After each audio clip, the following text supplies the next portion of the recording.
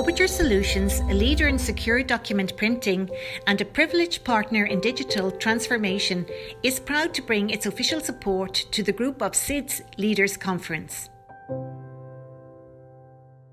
Welcome to this virtual conference of the Small Island Developing States Leaders Group. I'm Juliette Foster, and I'll be guiding you through 90 minutes of what I'm sure will be informed, lively and thought-provoking discussion on small island state policy development, taking place against the background of a damaging pandemic. Now, as we all know, COVID-19 is dominating the global conversation, with infection and mortality rates still ominous as the emphasis shifts to the equitable distribution of vaccines. What hasn't changed is the ongoing speculation about what the future will look like in a post-pandemic world, or indeed how it will affect small island developing states. Well, this is one of the reasons why we're here, because the virus has presented us with a once-in-a-lifetime opportunity to draw a roadmap where everyone has a viable stake. This is especially true of small islands, better known under the acronym SIDS. Just to put this in context, these are a small, distinct group of 38 UN member states and 20 non-UN members or associate members that face unique social, economic, and indeed environmental vulnerabilities. Now, COVID may have exposed human frailties, but it's also given over 63 million people in small island developing states a chance to have their voices heard and assert a role that goes beyond that of marginal contributors in any reconstruction. Now, the arrival of the revised Cotonou Agreement between the European Union and the Organization of African, Caribbean and Pacific States is therefore very timely when we view it in that context. The deal itself amplifies those voices because, remember, 48% of the ACP members and 71% of Commonwealth members are small island developing states and represent 20% of the UN membership. So the big question, why should highly developed countries listen to 63 million voices? Quite simply because the issues that affect them impact all of us. In other words, their problems are our problems too.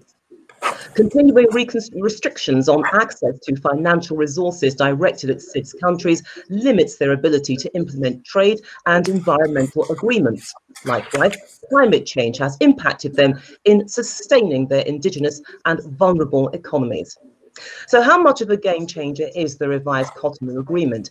And does it give genuine political and economic clout to its SIDS OACP signatories?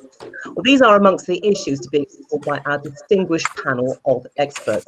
What's going to happen is that some of them will have 5 minutes to outline their case, after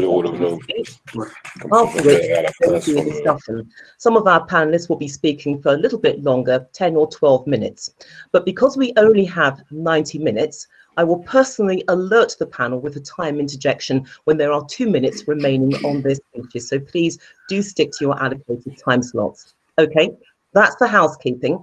I'd now like to hand the floor for some words of welcome to His Excellency David Doyle, who's the Ambassador of St. Kitts and Nevis to UNESCO and also one of the instigators of this global SIDS Leaders Group. So Ambassador Doyle, the floor is now yours.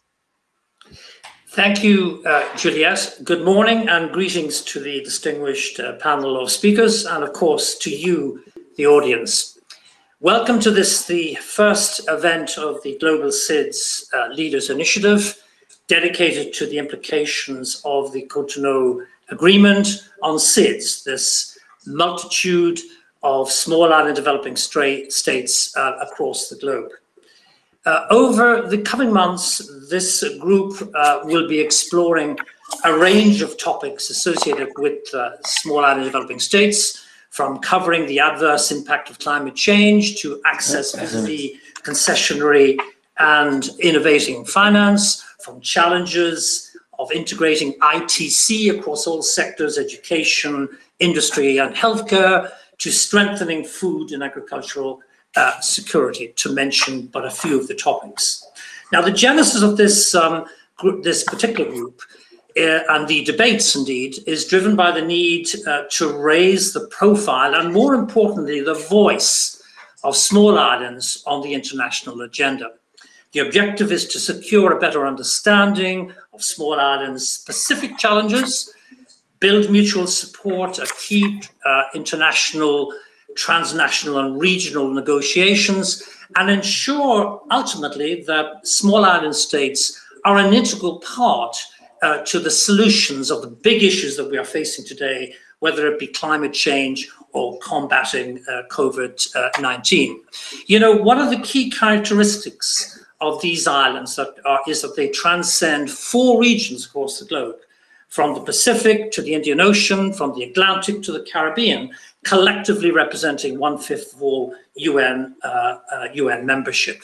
Yet, the remoteness, the size, limited institutional capacity on the ground, sometimes and frequently results in these islands facing particular challenges in getting their collective voice heard at bilateral and international level discussions.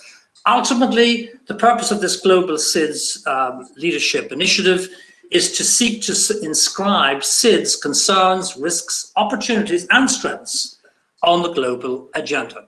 Thank you for listening and enjoy today's debate. Back to you, Juliet. Thank you.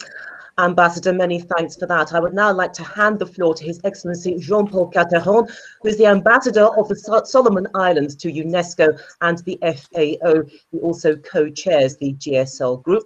Ambassador, the floor is yours. Thank you, Juliette. A few words in French for French-speaking attendees.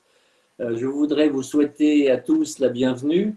Les SIDS sont des petits pays et ce sont des petits pays qui ont des gros problèmes. Et à la suite de multiples années de globalisation abusive dans certains domaines et maintenant de pandémie, les pays sont encore plus petits et les problèmes sont encore plus gros.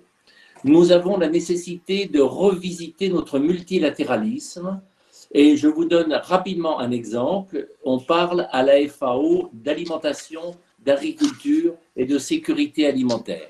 On parle à l'Organisation mondiale de la santé, on parle de santé publique. Dans les îles du Pacifique, la santé publique dépend essentiellement de l'alimentation et de l'agriculture. Les maladies qui dévastent nos îles dans le Pacifique sont essentiellement des maladies non transmissibles, c'est-à-dire le diabète et l'obésité. Donc, il y a un problème et il y a un lien direct entre le développement de l'agriculture et la santé de la population. Pourquoi y a-t-il ce lien?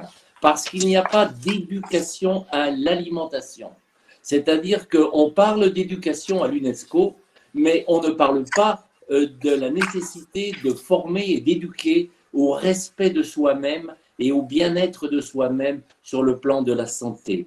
Et puis, si l'on veut reprendre tout cela et fixer une gouvernance qui soit efficace et dynamique, il faut un capacity building programme qui soit à même de former les gouvernements et les hauts responsables à l'approche de ce genre de problème.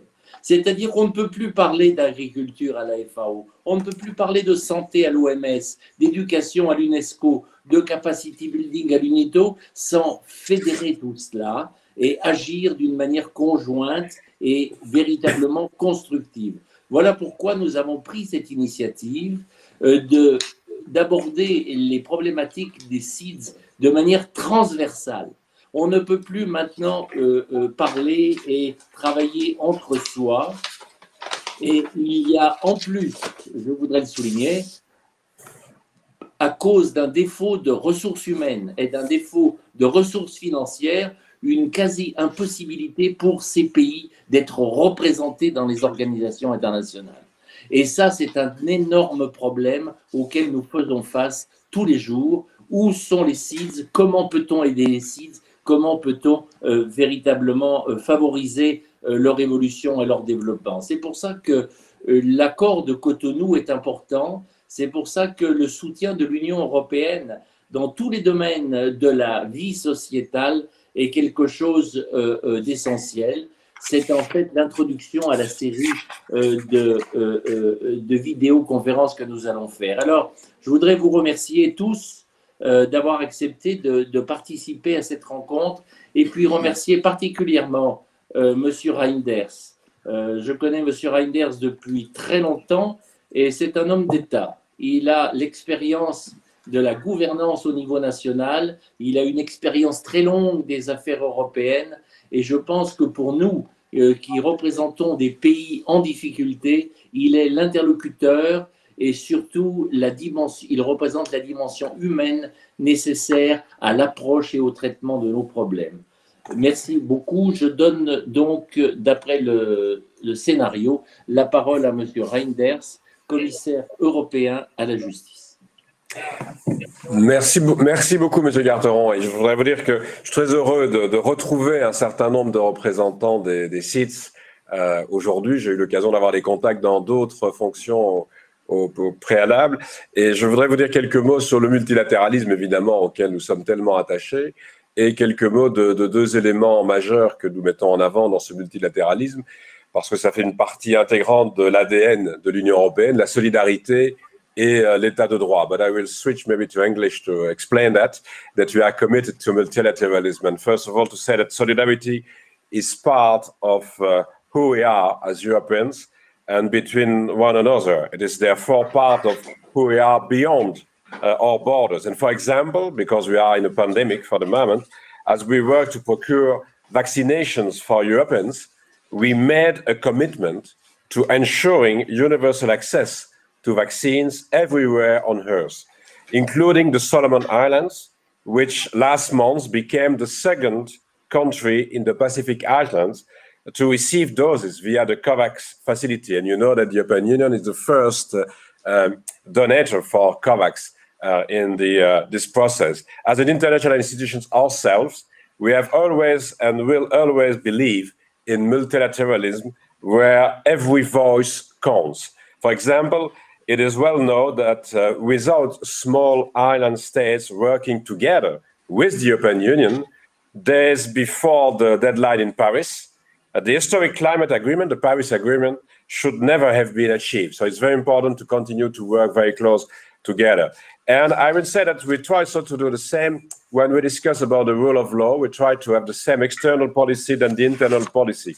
I don't want to enter into details, but the integrity of the building of the rule of law in the EU is an important part, of course, of our action. It still has, like any UNESCO World Heritage Site, a universal value to humanity. But as for any landmark of such value, it requires constant care, reparation, and sometimes modernization. I want just to say that we are working on the rule of law at home in the European Union to be able to discuss on the rule of law with some partners. And I want to describe all the details, but we have the capacity in the European Union now to provide every year a report on the rule of law. It's a preventive tool to describe the situation in all the 27 member states. I've started last year with the presentation in September of the first rule of law report, and I will go to the second edition in July about independence of the justice system, fight against corruption, media pluralism, and all the checks and balances in the institutional order. We have that to prevent different kind of negative evolutions about the rule of law, but also to exchange best practices. Of course, if it's not enough, we have the capacity to go to the Court of Justice at the EU level for infringements. It's also possible to use a very big tool, the Article 7 of our treaty, to suspend the voting rights of the member states if there are real breaches to the rule of law. And now we'll have also the possibility to make a link between the funding of different policies and the rule of law. And that's an important part because we'll discuss the same with the partners. And for the moment, we have the same discussions with the candidate countries in the Balkans, to give an example, the Western Balkans, but we have also the same discussions with our partner in Africa, in the Pacific Islands, and in the Caribbean. And it's very important to us to work on this. And I believe that it's important to have such a conversation with you today because the EU is firmly committed to supporting others' nurture to rule of law in any way we can. And as I said before, it is important to us at home, therefore, it is reflected in all external relations, including with many of you across all areas of the rule of law. Across the Pacific and the Caribbean, the EU is supporting the protection of fundamental rights. This is something we have a lot of experience at home, notably for women, children, and LGBTIQ people. To improve the transparency of public finance management, we are also providing technical assistance to the Office of the Auditor General in the Solomon Islands. We are providing support and technical assistance to our partners in the Caribbean through bilateral and regional interventions, including dedicated budget support programs. To improve access to justice in Fiji, the European Union is supporting justice sector reform to improve the delivery and accessibility of justice services for children and vulnerable people. And through our budget support, we have accompanied Jamaica's efforts in modernizing its justice system and strengthening the institutional and administrative capacity of justice institutions as part of structural reforms. This is also the type of support the European Union is providing to its own member states, because we want to develop such a kind of capacity at home, like I said, but we want also to support such a kind of development with our partners. For example, we are in the process of setting up in the European Union a European Public Prosecutor Office to investigate crimes against the budget in the EU. And of course, we are very open to share our experience in such a way with the different partners. And we discussed that to exchange best practices among member states. Last month, we have had again at the EU level a discussion about the rule of law in countries like Germany, France, Ireland, Greece, and Spain together to exchange the best practice and to see what are the possible developments. Of course, the media, it's an important part of the rule of law discussion. The nation of journalist Georgios Karevas in Greece outside his home last month was again underlined the EU's need to step up its work to protect journalists. Last year, we provided over 4 million euros to do this in the EU, and we want to work with our partners to be sure that it's possible to protect journalists also when they are investigating in different kind of issues and sometimes very sensitive issues. And we are, as you know very well, at the beginning of a new era in the EU's relation with the Pacific and Caribbean regions. Only a few weeks ago, my colleague, Commissioner Jutta Urpilainen— 2 minutes, Monsieur, 2 minutes. Yes, took part, I will conclude, in the initialing with Togolese Minister of Foreign Affairs, Professor Robert Dussey, of the new partnership agreement between the European Union and members of the Organization of African, Caribbean and Pacific States. This was a major political achievement, and the negotiated agreement between the EU and our largest group of partner countries is entirely in tune with the international challenges and realities of today. And it will set up together as an international force to be reckoned with. We know, all of us in this partnership, that when we combine forces, as we did, I said, in Paris for the Paris Agreement, great things can be achieved. And so we will promote solidarity, rule of law, and all the values that we have in common.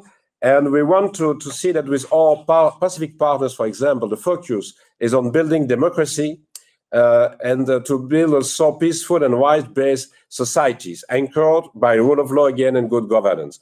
With our Caribbean partners, there is a focus on inclusivity and security in society, along with other priorities such as promoting again the rule of law, gender equality and human rights. The smooth negotiations on the rule of law in both cases underline our shared values and vision on access to justice and consolidating the rule of law.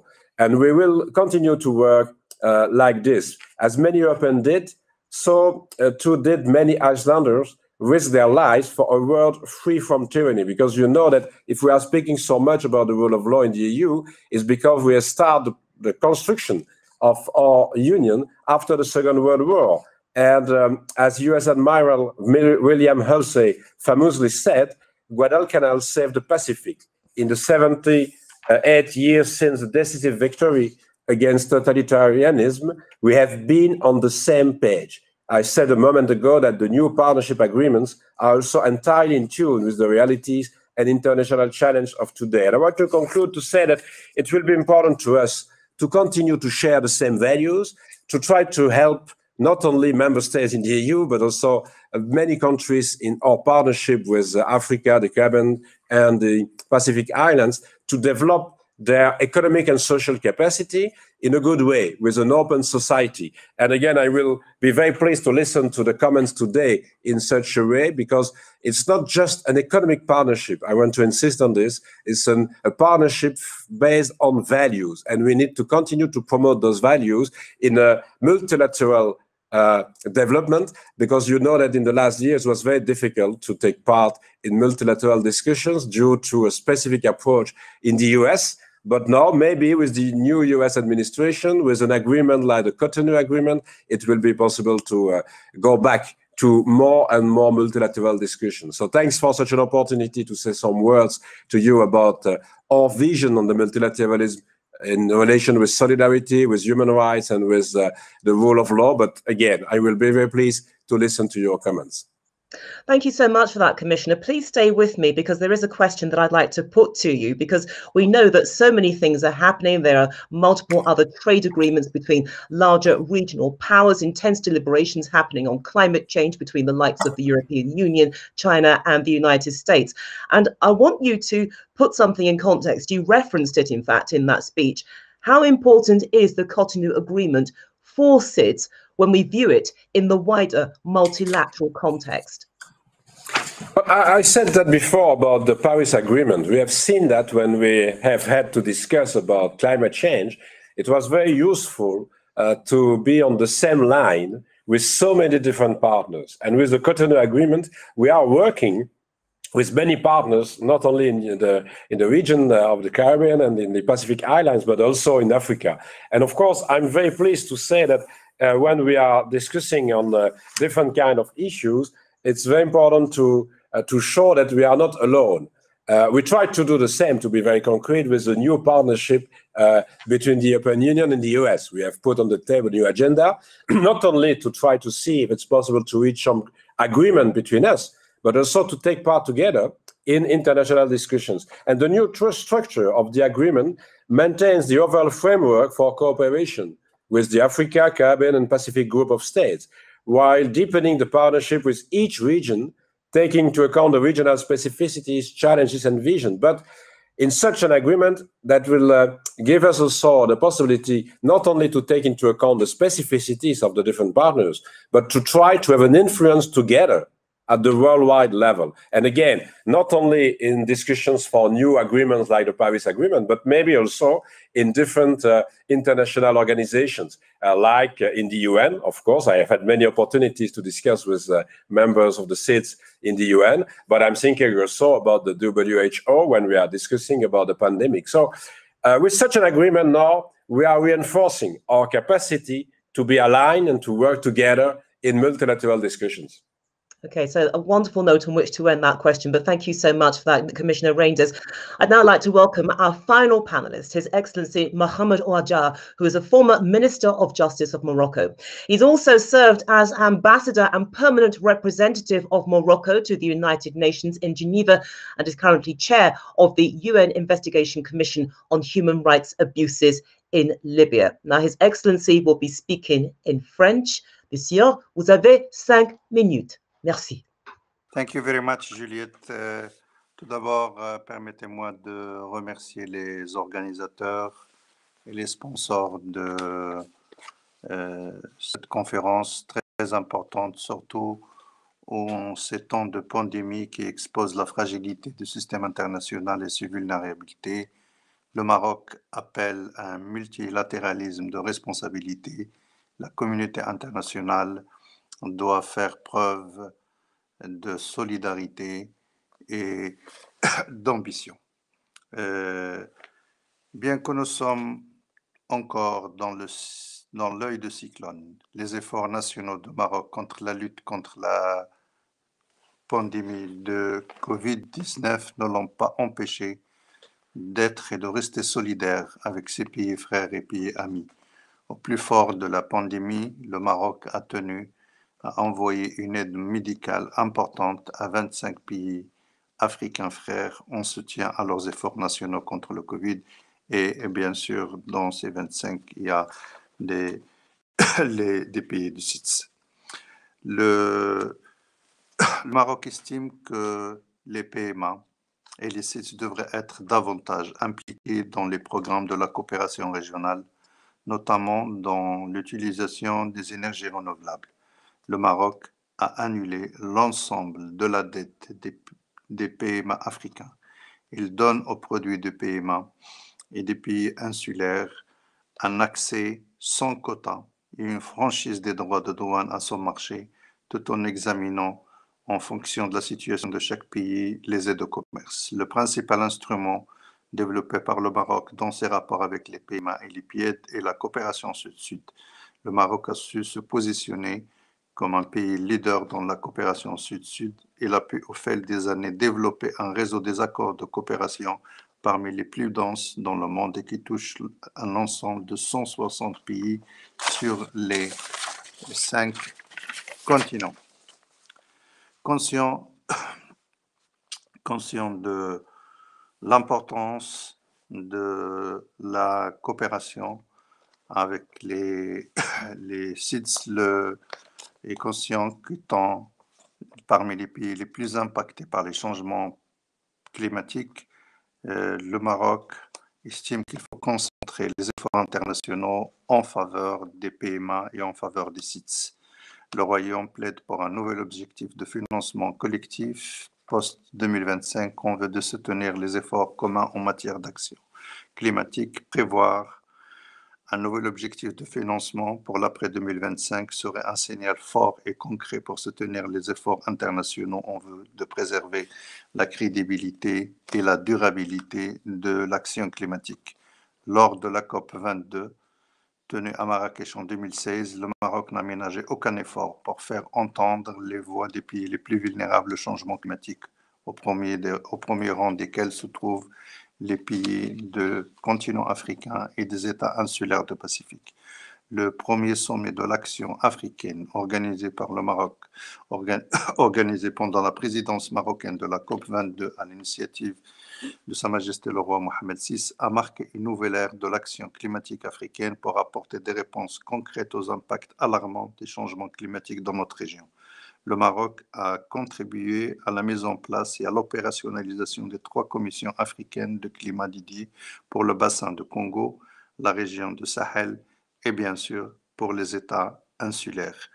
Le Royaume a également lancé les initiatives 100% africaines dans l'initiative qui s'appelle Durabilité, Stabilité et Sécurité et les initiatives pour l'adaptation de l'agriculture africaine qui sont des exemples éminents et promoteurs de ce travail continental.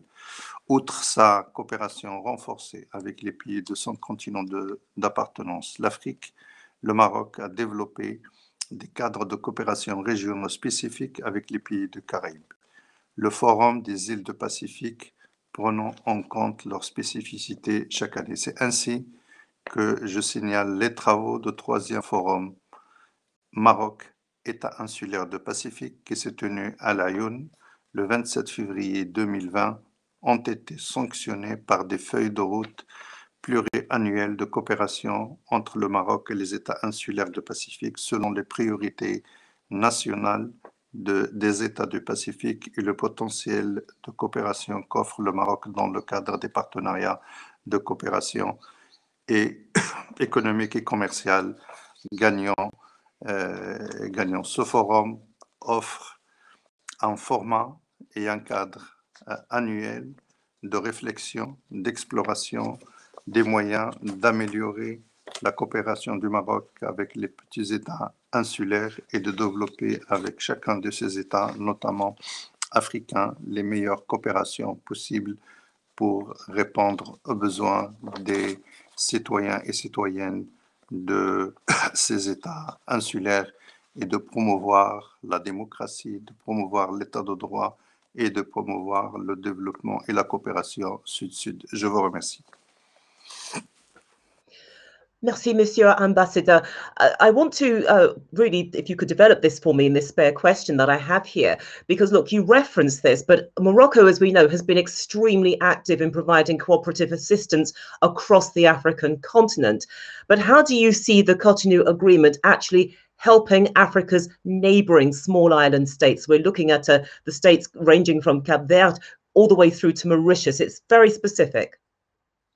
Nous avons des coopération bilatérale qui touche à plusieurs secteurs de développement, notamment en matière de formation des cadres et d'enseignement supérieur par l'octroi des bourses, des formations techniques aux cadres dans tous les domaines, notamment dans le domaine du développement de l'état de droit, de nouvelles technologies, des énergies renouvelables et de renforcement de la situation des femmes et des enfants dans des situations difficiles.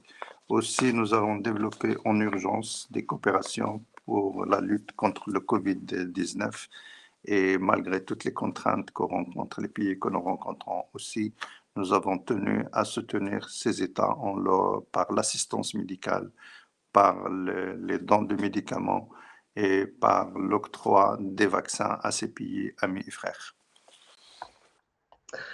Ambassadeur, merci pour votre réponse à ma question. Merci. Would anybody else like to add any further comment?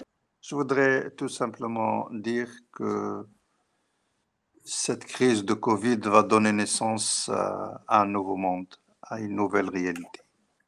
La gestion internationale de Covid a montré une chose, c'est que le système multilatéral n'a pas été très performant.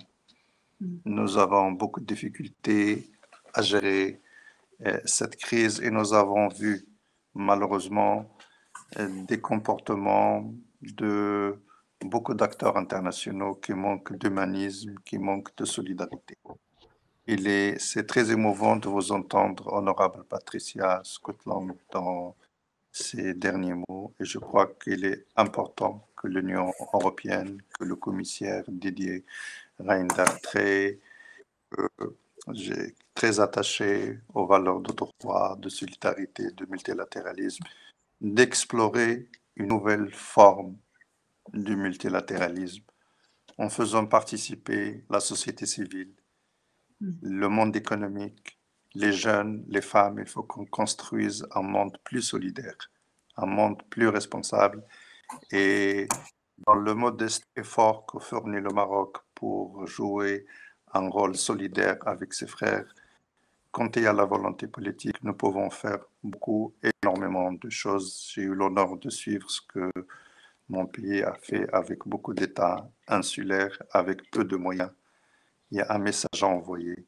C'est cette solidarité internationale qu'on doit construire pour vivre dans le monde plus humain, plus solidaire. Bravo, mon frère. C'est vraiment. Il y a les possibilités. Merci. Thank you so much for your time, those who have been part of this really fascinating panel, and all of you who joined us online. We appreciate your presence.